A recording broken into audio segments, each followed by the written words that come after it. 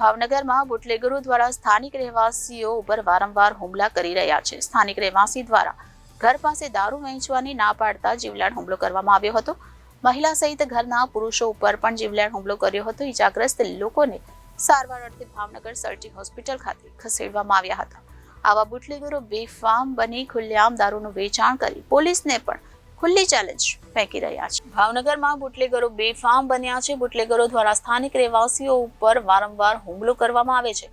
આજ રોજ સ્થાનિક પરિવારના સભ્યો ઉપર જીવલેણ હુમલા સાથે ઘરમાં તોડફોડ કરી હતી. સ્થાનિક રહેવાસી દ્વારા ઘર પાસે દારૂ વેચવાની ના પાડતા બુટલેગરો દ્વારા જીવલેણ હુમલો કરવામાં આવ્યો હતો. મહિલા સહિત ઘરના પુરુષો ઉપર જીવલેણ હુમલો કર્યો હતો. છરી, ધોકા, પાઇપ જેવા હથિયારો સાથે તોડફોડ કરી જીવલેણ હુમલો કર્યો હતો. ઈજાગ્રસ્ત લોકોને સારવાર અર્થે ભાવનગરની સર્ટી હોસ્પિટલ ખાતે ખસેડવામાં આવ્યા હતા. શું પોલીસ દ્વારા આ બાબતે કોઈ કડક કાર્યવાહી કરશે ખરા તેવું લોકોમાં ચર્ચાઈ રહ્યું છે.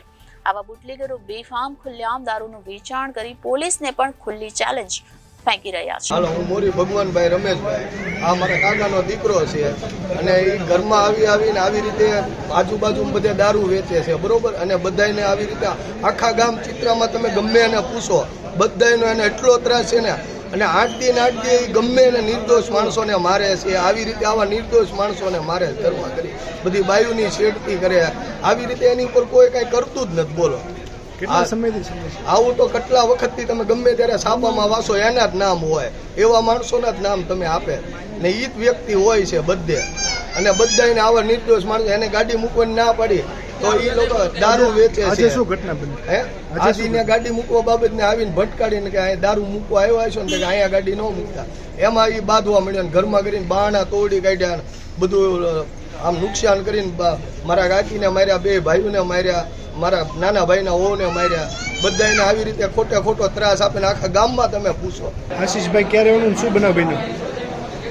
અમે ઘરાકલના એ ગાડી લઈને આવ્યો હતો. કોણ આવ્યું? લાવું પછી એને મારા ભાઈએ કીધું ને ગાડી આગળ લઈને તમારા ભાઈને ગાળો લઈને દેવા મળ્યો. થોડીક વાર રહીને પાછું હથિયાર ને એવું લઈને આવ્યો. માથાકૂટ થઈ? માથાકૂટ શેમાંથી થઈ? એના દારૂ લેવા દેવા આવ્યો હતો.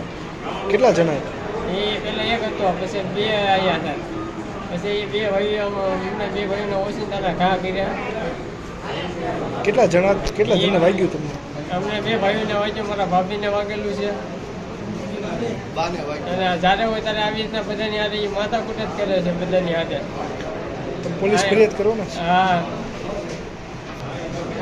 તમારે જ્યાં અમારા ગામના કેટલા છે તમારે પૂછવું તો પૂછી જોજો. તમારું નામ? મારું નામ મોરી રમાબેન મહેશભાઈ છે અને અમે ચિત્રા વિસ્તારમાં રહી છીએ. અમે અમારા ઘર બાજુ દારૂ વેચતા હતા. અમે ના પાડી એટલે એને અમારી ઉપર એને ઈટડા માર્યા, મારા સાસુને માર્યા, મારા ઘરવાળા, મારા દેરને, મારા દેરનું માથું ફાડી નાખ્યું, મારા ઘરવાળાનું માથું ફાડી નાખ્યું.